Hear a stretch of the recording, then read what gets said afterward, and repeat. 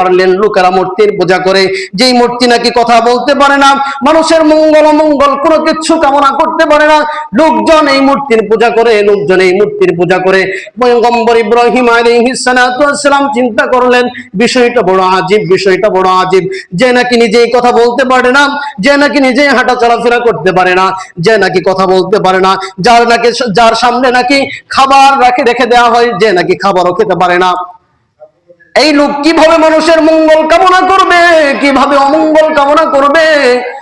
পয়গম্বর ইব্রাহিম আলাইহিস সালাতু ওয়াস সালাম ভীষণ চিন্তার মধ্যে পড়ে গেলেন, আর তিনি বলতে লাগলেন, ইযা যাহাবান নাস, যখন মানুষগুলা চলে যাব তাদের উৎসবের মধ্যে, যখন মানুষগুলো চলে যাব তাদের উৎসবের মধ্যে, আনা আকসারু আসনাম, তখন আমি তাদের মূর্তিগুলোকে ভেঙে ফেলবো, তখন আমি তাদের মূর্তিগুলোকে ভেঙে ফেলবো। ইব্রাহিম আলাইহিস সালাতু ওয়াস সালাম মনে মনে প্ল্যান করলেন। হ্যাঁ, প্ল্যান করতে করতেই তাদের উৎসবের দিন চলে আসলো, বিধর্মীদের উৎসবের দিন চলে আসলো, পূজা মণ্ডপের দিন চলে আসলো, তারা সকলেই উৎসবে যাবে। এইবার পয়গম্বর ইব্রাহিমকেও বলতেছেন, হে ইব্রাহিম, চলো আমাদের সঙ্গে, চলো চলো চলো চলো চলো চলো যাই উৎসবে বের হই। পয়গম্বর ইব্রাহিম খলিলুল্লাহ আলাইহিস সালাম বললেন, না না না, আমি অসুস্থ, আমি যেতে পারবো না, আমি অসুস্থ, আমার শরীরটা ভীষণ খারাপ লাগতেছে, আমি যেতে পারবো না, তোমরা যাও, তোমরা যাও, তোমরা উৎসবে যাও, আমি যেতে পারবো না। পয়গম্বর ইব্রাহিম খলিলুল্লাহ আলাইহিস সালাম না করলেন, আমি যাব না। সকলেই যখন উৎসবে বের হয়ে চলে গেলেন, সকলেই যখন উৎসবের জন্য বের হয়ে চলে গেলেন, পয়গম্বর খলিলুল্লাহ ইব্রাহিম আলাইহিস সালাতু ওয়াস সালাম তিনি মন্দিরের মধ্যে গেলেন একটা কুড়াল হাতে নিয়ে। কি হাতে নিয়ে বলেন? একটা কুড়াল হাতে নিয়ে যখন মন্দিরের মধ্যে গেলেন, মন্দিরের মধ্যে দিয়ে দেখতেছেন মূর্তিগুলো দাঁড়িয়ে রয়েছে, তাদের সামনে খাবার রাখা হয়েছে, দুধ কলা পানীয় রাখা হয়েছে। এইবার গিয়ে বললেন, এই মূর্তিগুলো তোমাদের সামনে দুধ আর কলা রাখা হয়েছে, তোমরা বেটা খাও না কেন? ধমক দিয়ে বলতেছেন, এই বেটা খাস না কেন?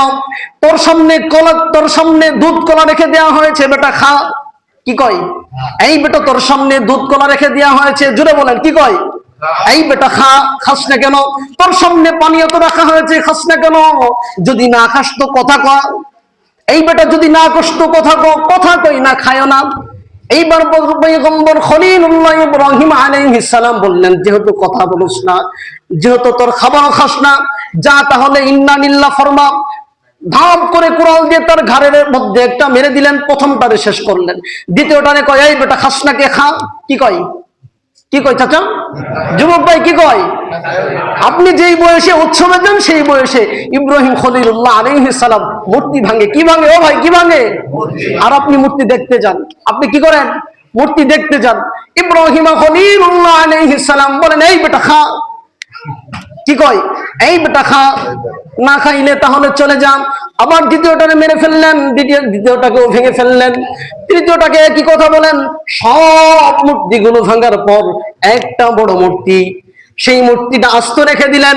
আস্ত রাখার পর বড় মূর্তিটার ঘাড়ের মধ্যে কুড়ালটা ঝুলিয়ে দিয়ে তিনি তার স্থানে চলে গেলেন। কোথায় চলে গেলেন চাচা?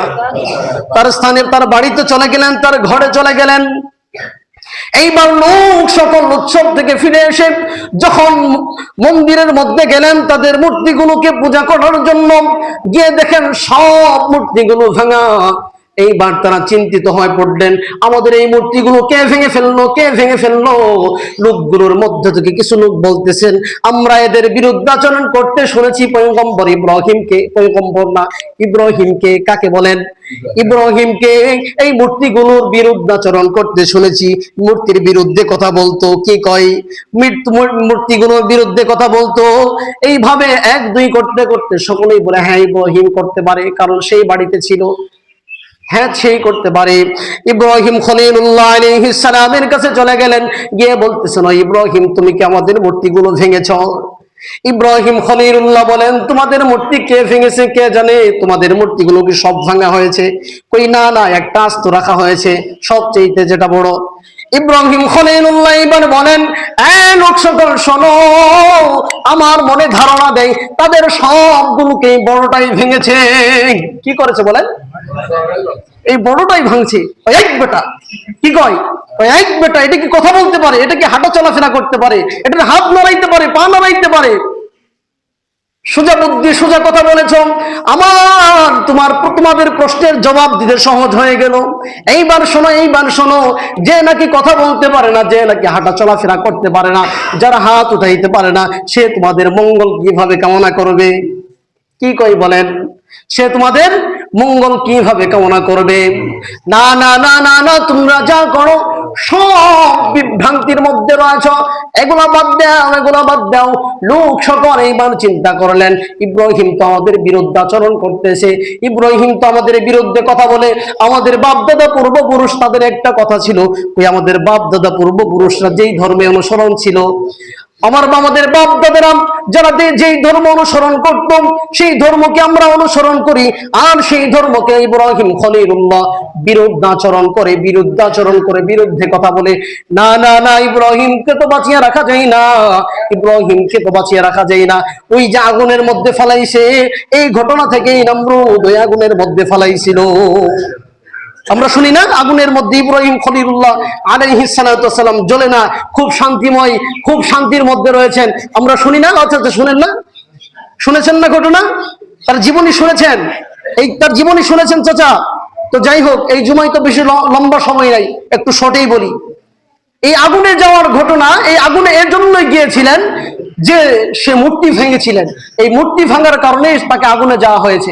ও যুবক ভাই, আপনি যেই বয়সে সাউন্ড কমাই দেন, আপনি যেই বয়সে মূর্তি দেখতে যান, উৎসব দেখতে যান, আর সেই বয়সে ইব্রাহিম খলিলুল্লাহ আলাইহিস সালাম আগুনের মধ্যে গিয়েছিলেন মূর্তি ভাঙার দরুন। মূর্তি ভাঙার অপরাধে কোথায় গিয়েছিলেন বলেন চাচা? কোথায় গিয়েছিলেন? আগুনের মধ্যে গিয়েছিলেন এই মূর্তি ভাঙার কারণে। আর আপনি এই বয়সে মূর্তি দেখতে যান, কেমন কথা বলেন? আর আমরা কেমন পিতা বলেন? আমার সন্তান নাফরমানির কাছে বের হয়, নাফরমানির কাছে পা গিয়ে দেয়, আর আমরা কি করি? চায়ে তামসা দেখি। আর বাবা যাবে, আমার সন্তান যাবে, তাদের সাথে একটু রঙ্গলীলা করবে, ভালো পোশাক আশাক না হইলে হয়। সন্তান তার বাবারে কই, আব্বা যান, হিন্দুদের তো উৎসব, বিধর্মীদের উৎসব, একটু তো সেখানে যাইতে হয়, তুই কিছু কাপড় চোপড় লাগে, তুই বেটা নি, টাকার তোর অভাব নাই। বাবে আরো উৎসাহ দিয়ে দেয়। কিন্তু পয়গম্বর লুকমান আলাইহিস সালাম কি করতেন?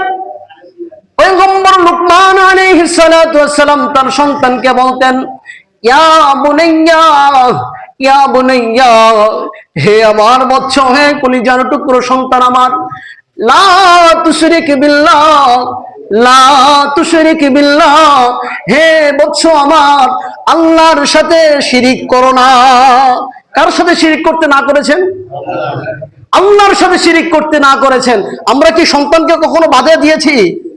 কিংবা আমরা যারা বাবারা বড় হয়ে গিয়েছি, আমাদের বাবাদের কি বলেছি? আব্বা মুরব্বী হয়ে গিয়েছেন, বৃদ্ধ হয়ে গিয়েছেন, চুল দাড়ি পেকে গিয়েছে, যান একটু মসজিদে যান, নামাজটা পড়ে আসেন, কখনো বলেছি? কিন্তু ইব্রাহিম খলিলুল্লাহ আলাইহিস সালাম যখন তার বাবা মূর্তির পূজা করত, তখন বলতেন, ইয়া আবি, হে আমার বাবা, ইয়া আবি, হে আমার বাবা, আপনি কেন মূর্তির পূজা করতেছেন? হে আমার বাবা, আপনি কেন মূর্তির পূজা করেন? এই মূর্তি তো কারো মঙ্গল কিংবা অমঙ্গল কামনা করতে পারে না, যে নাকি কথাই বলতে পারে না, তার বাবাকে বুঝাইতো। আমরা কি কখনো বাবাদের বুঝাইছি? এই যুগে না, বাবাদেরকে বুঝাই না, বাবাদের খানা দেওয়া বন্ধ করে দেয়। সোজা বুদ্ধি কি দেয়? কিছু কুলাঙ্গার মার্কা সন্তান আছে সমাজের মধ্যে, কুলাঙ্গার মার্কা সন্তান, রাগ করেন না, আপনাদের সমাজে আছে কিনা জানি না, যারা নাকি বৃদ্ধ বয়সে মা বাবাকে দেখাশোনা করে না। এদের কথা আল্লাহর রাসূল বলেছেন, এদের জন্য জাহান্নাম ফরজ। এদের জন্য জাহান্নাম কি বলেন? এই কুলাঙ্গারদের জন্য জাহান্নাম ফরজ। যারা নাকি বাপ দেখতে পারে না বৃদ্ধ বয়সে, মা দেখতে পারে না বৃদ্ধ বয়সে, তাদেরকে, এই বেটা, তোকে তো যখন তোর মা তোর বাবা যখন তুই যখন বেটা ছোট ছিলি, আর তোর মা বাবা তো তুই যখন না খাইতে তোর পিছে পিছে দৌড়াইতো, আর বলতো, বাবা খাও, আসো, এদিকে আসো, বাবা ক্ষুধার জ্বালায় ছটফট করতেছো, বাবা আসো, শুকাই যাবা, চেহারা মলিন হয়ে যাব।